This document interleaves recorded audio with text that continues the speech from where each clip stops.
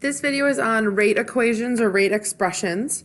And we're going to learn kind of what the expression or equation is. We're not going to learn quite how to write them yet, how to determine different parts of it until we get to the next video.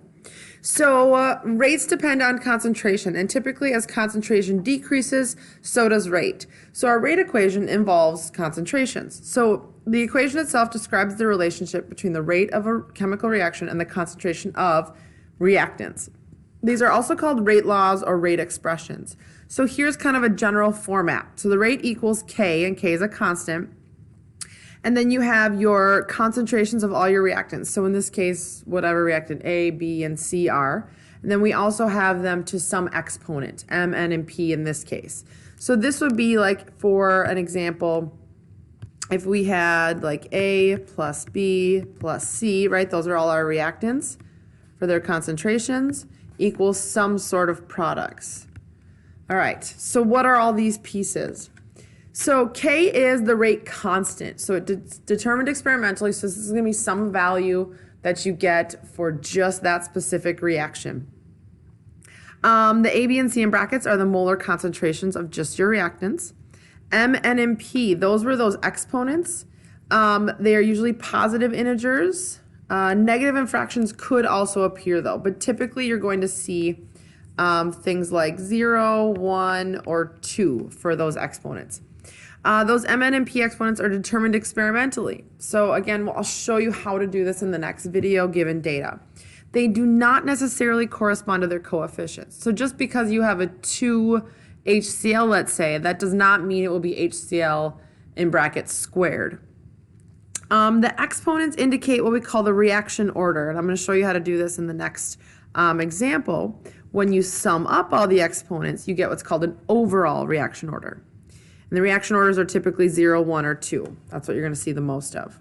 So let's say we have this reaction here, and then we also have the rate equation. So what I notice in this rate equation is that there is no exponent written, which means it's an exponent of a 1. So the order of the specific reactant would be its first order with respect to N2O5. So that's how you say that N2O5 is a first order. But then we can talk about the reaction as a whole. And overall, this is first order. So I'm also going to write first order overall. And that's just when you total them all up. So this next equation has multiple reactants. So in this one, let's see, the first one doesn't have one written, so that means it's a 1. And the second one is this 1/2. So we have 2 reactants here. So we can say for the first one, it's first order with respect to CHCl3. And then we have half order with respect to Cl2. So then when we talk about the overall order, we're going to add up the 1 plus a half. So we can say 1.5, or we could say 3/2 order overall. All right, so then one more here, and if you want to pause and try to label this and then watch, that would be a great idea. So both of these would be first, right? Because it's not written. So I've got, first order with respect to H2. We also have first order with respect to I2. So then overall, we have second order, because if we add up 1 and 2, we get 2. Or sorry, 1 and 1, we get 2. Second order overall. All right, so now this K in here, K is a constant, so K is always going to have a numeric value, but it's also going to have units. And the units depend on the overall order, because K times whatever our concentrations with whichever exponents have to equal the rate. And the rate units, if you remember back from a couple videos ago, are your moles per decimeter cubed per second. Right? We've got a concentration change over time. So if I solve for any of this, right, because rate equals K times whatever our reactant concentrations are. So if I solve for K, K will equal our rate units divided by whatever our reactants. And our reactants could be multiples, it could be to an exponent. I'm just going to write reactants in brackets. So let's figure out what the units would be depending on the order. So I'm going to show my work for all this, and this is where you can decide if you want to memorize all these, or if you want to really just understand where it comes from, and then you could figure it out as needed. Or if you didn't remember it, you could still figure it out. So for the first one, zero order. If zero order, that means the rate is K, which means that, right, your concentration, whatever it is for your reactants, would be to the zero order, right? Because anything to the 0 power is 1, and anything times 1 doesn't change. So that's why this isn't even written. All right, so what is our unit? So the units of K would be, if I take, right, K equals, right, over here, the rate divided by the concentration. Well, we don't have any concentration, so K just equals the rate. So that means K equals moles per decimeter cubed per second. And if you remember, IB would prefer to write this as moles times decimeters to the -3rd times, oops, I don't know what happened there. Let's try this, okay. Times seconds to the -1. Okay, sorry about all that. All right, so what about if we have a first order reaction? So in this case, we'd have K equals our rate over our concentration, and it was just to the first power. So our rate units are going to be moles per decimeter cubed per second, and then our concentration units are going to be moles per decimeter cubed. And so what we can see here is our moles divide out, our decimeters cubed divide out, and we're left with 1 over seconds. So we could write this like this, 1 over seconds, or we could write this as seconds to the -1, as IB prefers it.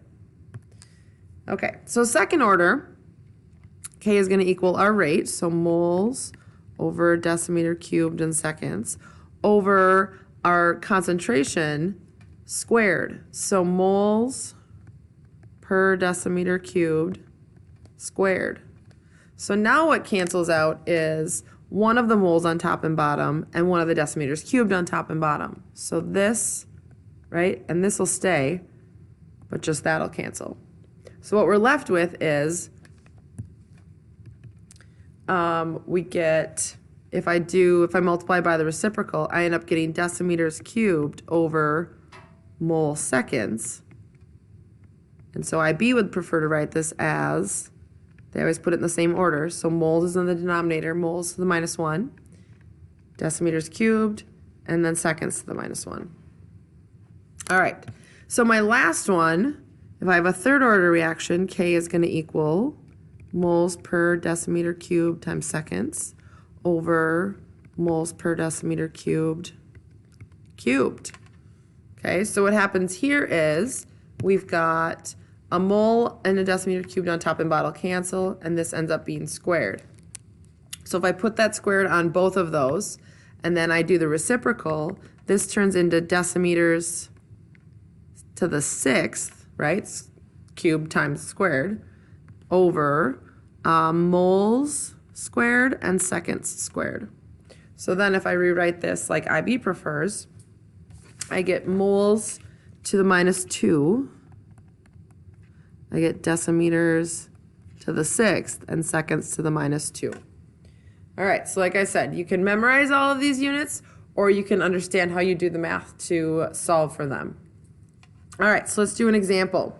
Let's say I give you this practice problem that says we have this reaction, we have this rate, and first part, identify the overall reaction order. So I can look at this and I can say, well, I've got a 2, I've got a 1, so the overall reaction order, I sum it up. This would be third order. All right, what are the units of K if the concentration is moles per decimeter cubed, which concentration usually is? So this is a third order. So here's where I can do the math, or I can go back here and say, third order right here. So it would be moles to the -2 decimeters to the 6th, second to the minus 2. And then it says, how does the initial rate change if the concentration of NO is doubled and the H2 remains constant? So look at this. If I have rate equals K and my concentration of NO is doubled, right? Everything else stays the same. So what happens when you have something that's 2 in there squared? Well, that equals 4. So what's that really going to do? It's not going to double your rate. It's going to multiply your rate by 4.